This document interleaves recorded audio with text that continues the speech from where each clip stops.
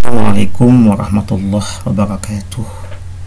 Bapak Ibu, pada kesempatan ini kita kembali menelaah tentang kompetensi guru, aspek pedagogik, sub pengembangan kurikulum. Pada pertemuan yang lalu kita sudah menyampaikan tentang kompetensi pedagogik yang di dalam Permendiknas nomor 16 tahun 2007 ada 4 kompetensi guru.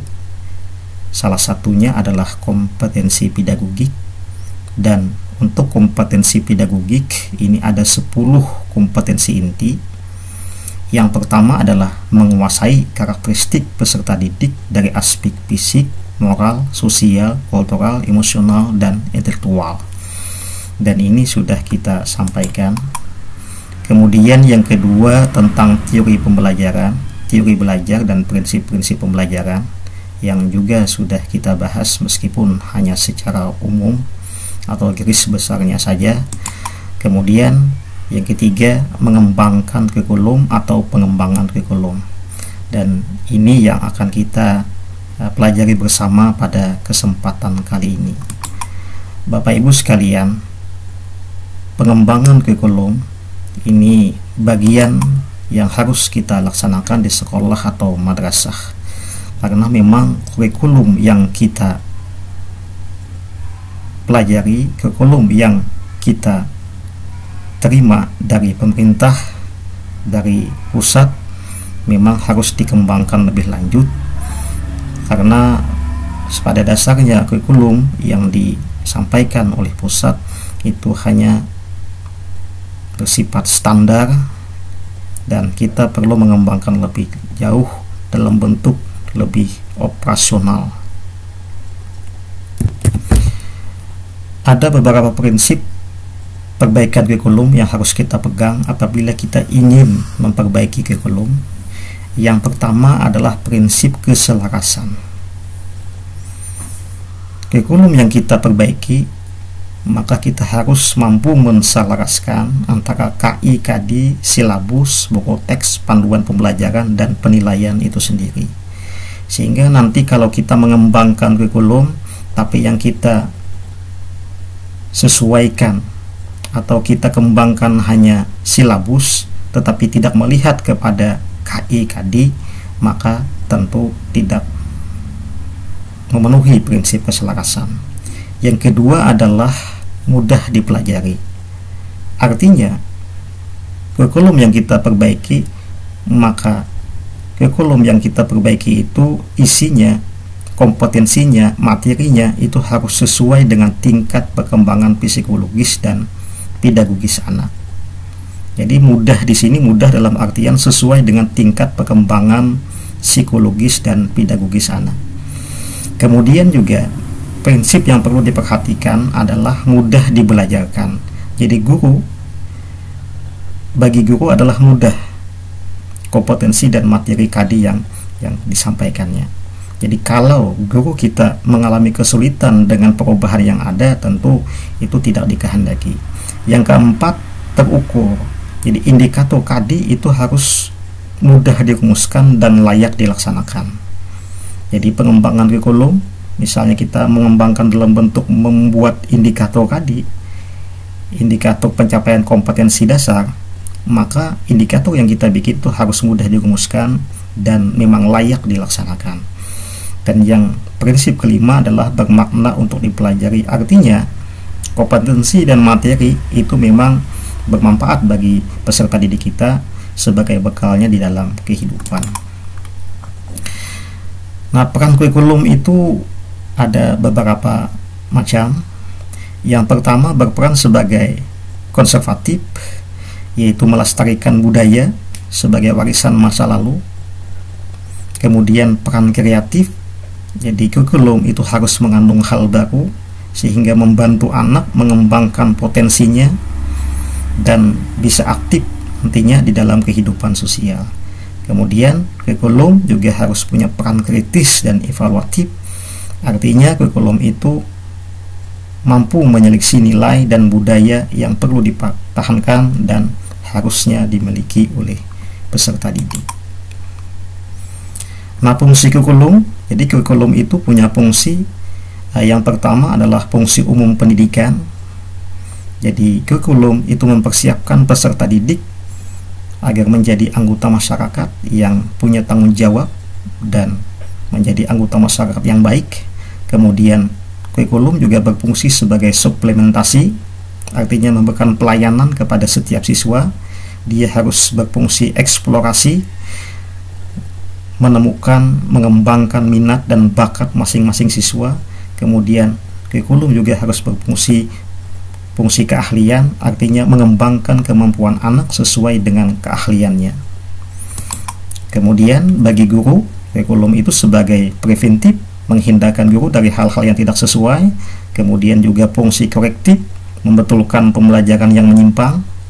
Kemudian fungsi konstruktif sebagai pedoman bagi guru untuk menentukan arah pelaksanaan agar pembelajaran sesuai dengan yang seharusnya. Nah, kurikulum itu komponennya ada 4. Yang pertama tujuan, yang kedua isi, yang ketiga metode, yang keempat evaluasi. Nah, kurikulum kita tujuan itu diwujudkan dalam bentuk SKL, standar kompetensi lulusan. Kemudian komponen yang kedua isi diwujudkan dalam bentuk standar isi, yang nanti isinya adalah kompetensi inti dan kompetensi dasar KI/KD. Kemudian metode diwujudkan dalam bentuk standar proses. Yang keempat, evaluasi diwujudkan dalam bentuk standar penilaian. Jadi wujud kurikulum di Indonesia dalam bentuk standar-standar, jadi SKL, standar isi, standar proses, standar penilaian. 4 macam itulah yang harusnya dikuasai, dipahami oleh guru-guru kita. Nah, untuk melakukan pengembangan kurikulum, bukan standar itu yang kita ubah, tetapi dikembangkan lagi dari KI/KD menjadi indikator-indikator. Kalau secara lembaga kita mengembangkannya dalam bentuk pembuatan dokumen 1 KTSP, dokumen KTSP. Kalau guru biasanya membuat silabus, membuat RTP, membuat indikator-indikator, itulah bentuk pengembangan kurikulum. Nah, untuk mengembangkan kurikulum itu sebaiknya harusnya dibentuk tim pengembang oleh sekolah madrasah. Jadi ada tim pengembang kurikulum, ada tim pengembang silabus misalnya. Kemudian lakukan penilaian, bagian-bagian mana yang perlu diperbaiki, rumuskan kriteria, rumusan-rumusannya, hal-hal apa saja yang perlu dirumuskan kembali, kemudian disusun dan ditulis. Kemudian prinsip pengembangan kurikulum. Nah, ini kalau kita ingin mengembangkan kurikulum, yang pertama relevansi. Relevansi ini ada 2, relevansi internal dan relevansi eksternal. Relevansi internal itu maksudnya antara subkomponen, antara komponen-komponen kurikulum itu harus sesuai, antara tujuan dengan materi, tujuan dengan langkah-langkah pembelajaran itu harus sesuai. Kemudian relevansi eksternal maksudnya kesesuaian dengan tuntutan perkembangan kehidupan. Jadi kalau kita ingin mengembangkan kurikulum, membuat silabus, menyusun silabus, maka harus sesuai antara komponen, kemudian juga sesuai dengan tuntutan kehidupan. Nah, kemudian fleksibilitas artinya pengembangan yang kita lakukan itu harus lentur, disesuaikan dengan karakteristik, dengan potensi siswa. Kemudian kontinuitas, jadi prinsip yang ketiga kontinuitas, artinya pengembangan kurikulum yang kita lakukan harus mengembangkan kemampuan dan potensi siswa secara berkesinambungan dan berkelanjutan. Kemudian juga harus efisien, jadi dan efektif, artinya prinsip efisiensi dan efektivitas harus juga dipegang. Artinya kita perlu hemat waktu tetapi tujuan tercapai. Artinya biaya yang kita keluarkan itu proporsional, proporsi, tidak berlebih-lebihan, sesuai dengan yang seharusnya. Kemudian prinsip yang kelima adalah integritas program atau kegiatan yang kita lakukan, komponen-komponennya harus saling terhubung, harus saling berhubungan untuk membentuk pribadi yang terpadu. Untuk kurikulum 2013 ada perubahan dari tahun ke tahun. Yang pertama terkait dengan standar kompetensi lulusan, itu pada awalnya di tahun 2013 di Permendiknas nomor 54 tahun 2013, kemudian pada tahun 2016 itu dikeluarkan lagi Permendikbud nomor 20 tahun 2016. Nah, itu tentang standar kompetensi lulusan. Kemudian standar proses itu yang terakhir adalah nomor 22 tahun 2016. Jadi Permendikbud nomor 22 tahun 2016. Sebelumnya adalah nomor 65 tahun 2013. Untuk standar isi terakhir adalah nomor 21 2016. Namun pada tahun 2018 Kementerian Pendidikan Kebudayaan kembali mengeluarkan kompetensi inti dan KADI yang baru dengan terbitnya Permendikbud nomor 37 tahun 2018. Jadi inilah rujukan kita yang terakhir untuk KI KADI mata pelajaran umum pendidikan dasar dan menengah, yaitu nomor 37 tahun 2018.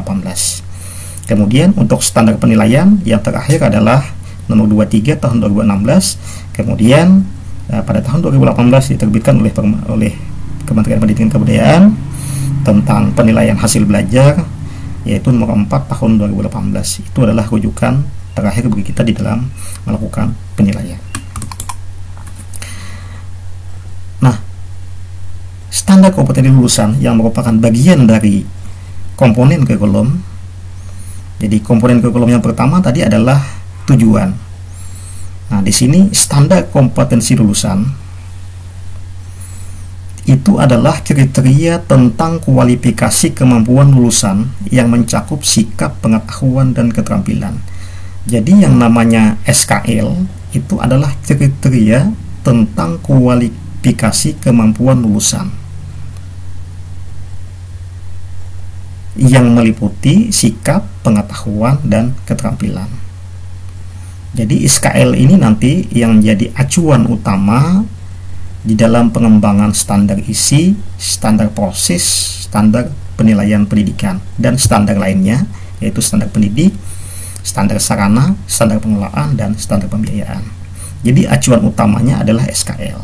Ketika SKL ini berubah nanti dengan keluarnya misalnya Permendikbud yang baru, maka otomatis standar yang lain juga akan berubah.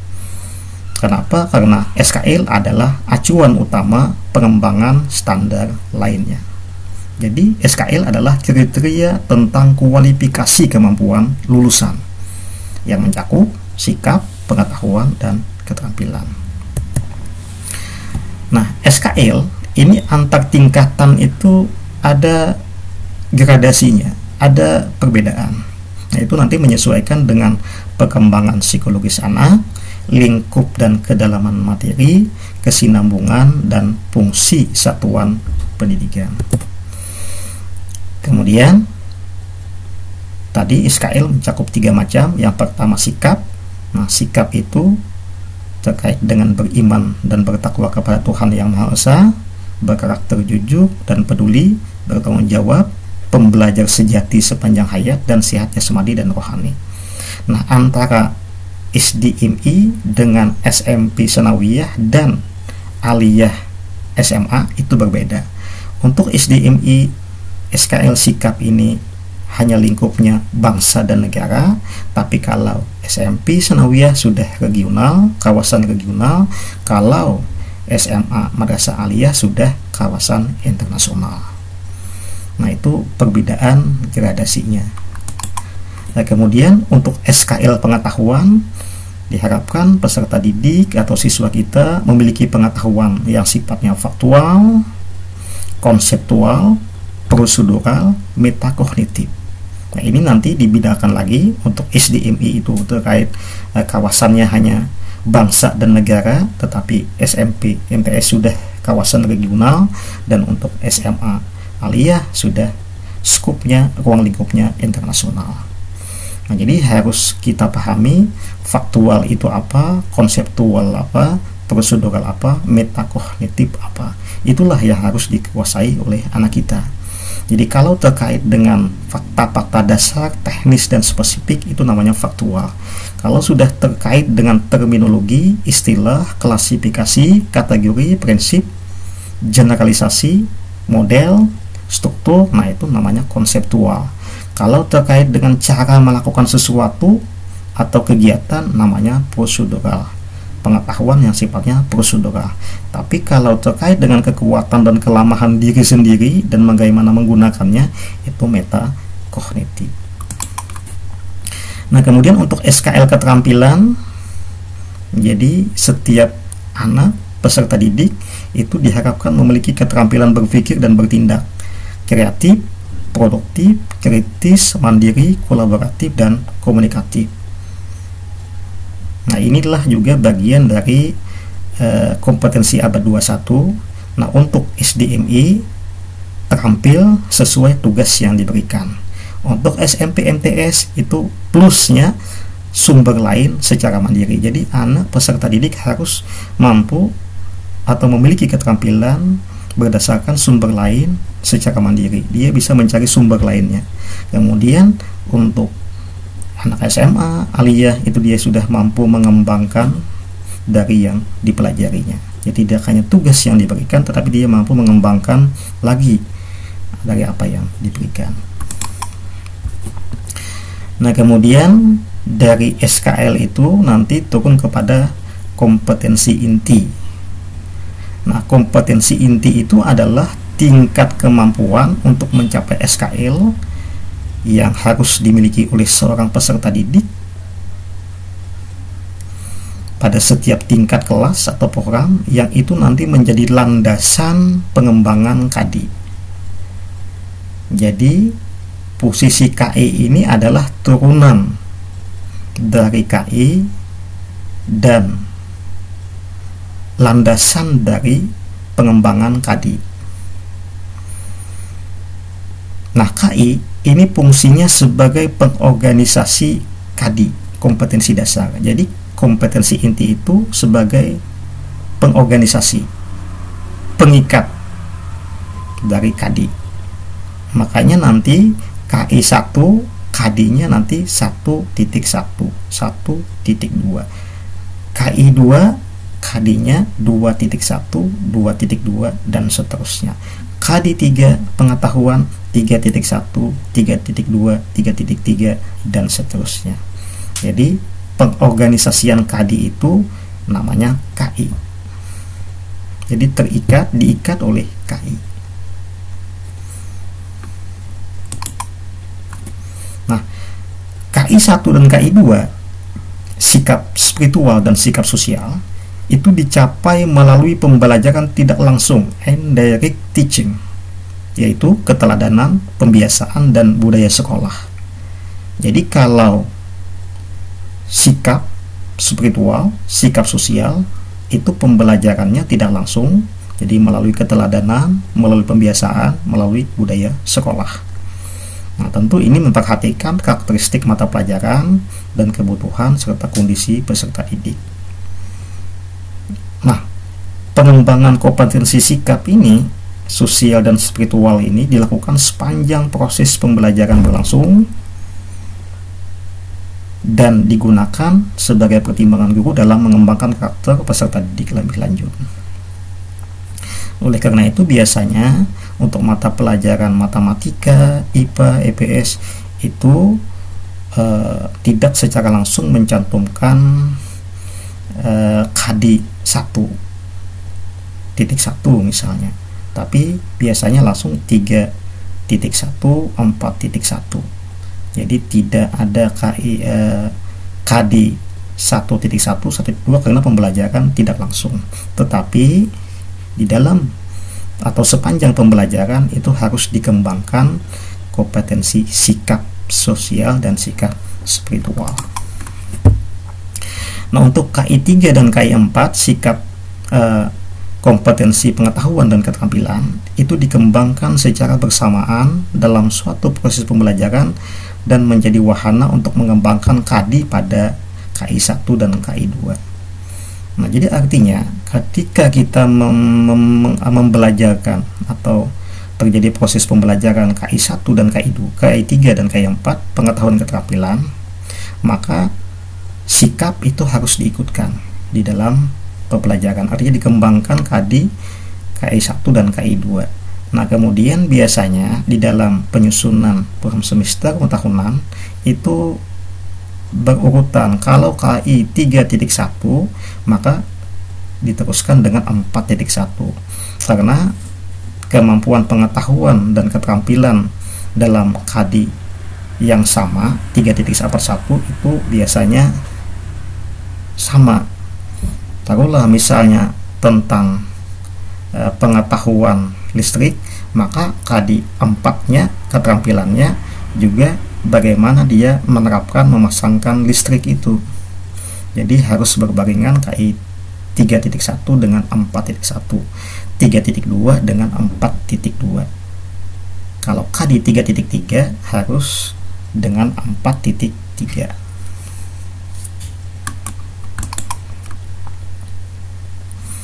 Kemudian KADI itu tadi harus kita pahami bahwa yang namanya KADI, kompetensi dasar, itu adalah kompetensi minimal. Jadi kompetensi minimal yang harus dimiliki oleh peserta didik setelah kegiatan pembelajaran, baik kompetensi pengetahuan maupun keterampilan. Karena tadi KADI yang sifatnya KI 1, KI 2 indirect, tidak langsung.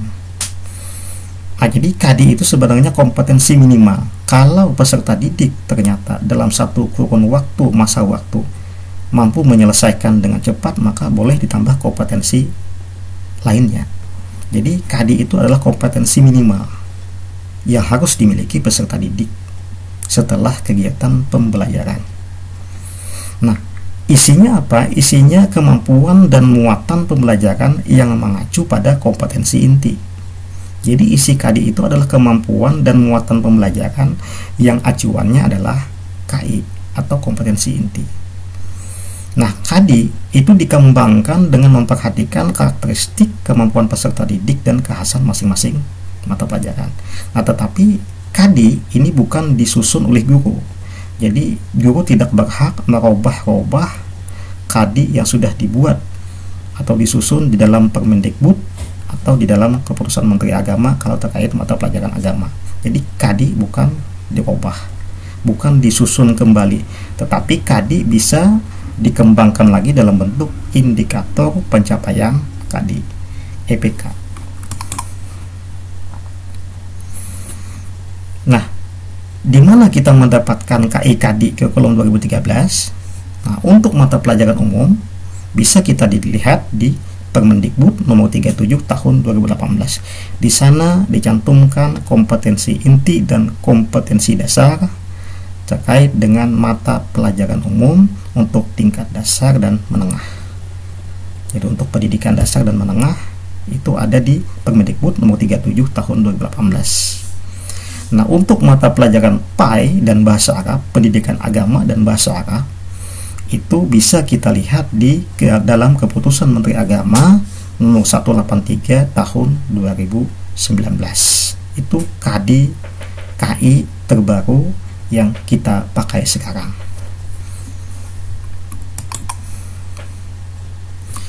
Nah, KADI tadi itu harus dikembangkan oleh guru kita, oleh guru dalam bentuk indikator pencapaian kompetensi (EPK).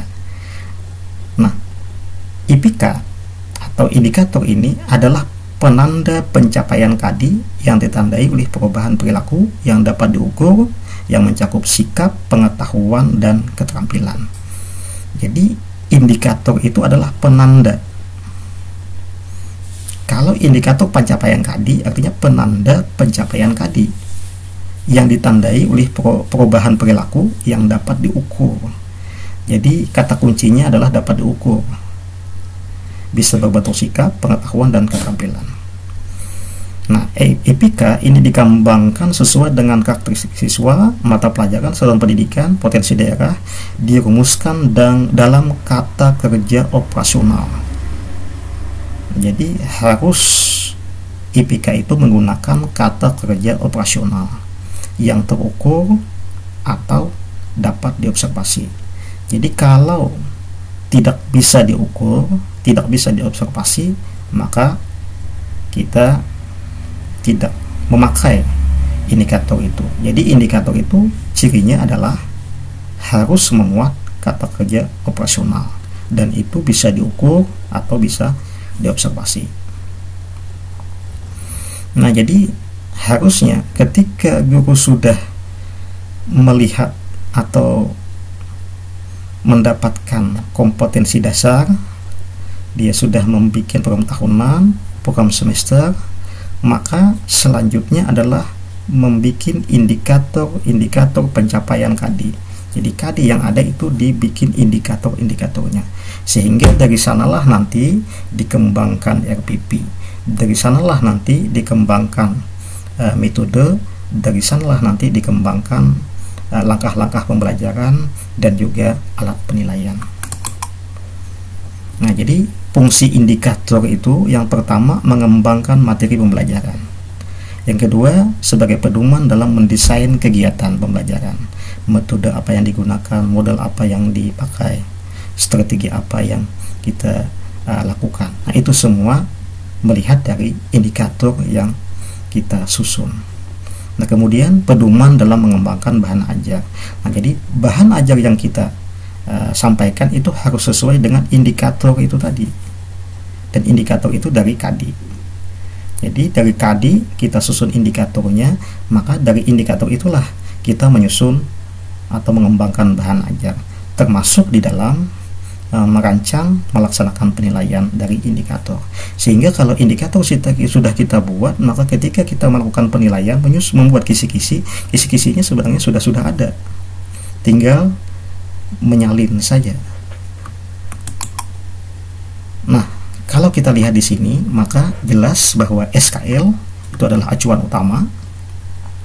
Kemudian SKL turun menjadi kompetensi inti. Kompetensi inti 1, sikap spiritual. Kompetensi inti 2, sosial. KI 3, pengetahuan. KI 4, keterampilan. Kemudian KADI turun lagi menjadi KADI, kompetensi dasar spiritual. KADI 2, sosial. KADI 3, pengetahuan. KADI 4, keterampilan.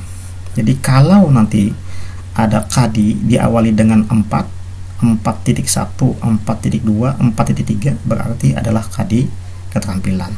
Kalau KADI-nya diawali dengan 3, 3.1, 3.2, 3.3 dan seterusnya, maka berarti KADI pengetahuan.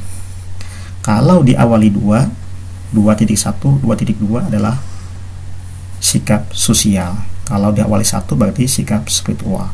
Nah, KADI yang mencantumkan spiritual dan sosial ini hanya pada mata pelajaran pendidikan agama dan pendidikan Pancasila dan kewarganegaraan atau PPKN. Nah, dari KADI inilah kita kembangkan indikator tadi.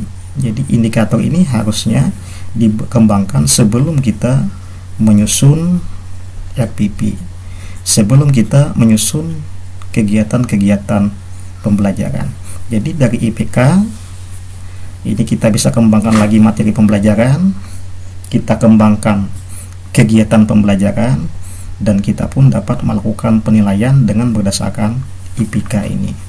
Jadi penilaian sikap ini terkait dengan KI 1 dan KI 2. Kemudian pengetahuan, keterampilan nanti disesuaikan dengan indikator yang kita buat. Nah, ini nanti juga arahnya kepada pencapaian SKL. Jadi inilah keterkaitan antara SKL, KI, KADI, pembelajaran, dan penilaian. Demikian, terima kasih. Assalamualaikum warahmatullahi wabarakatuh.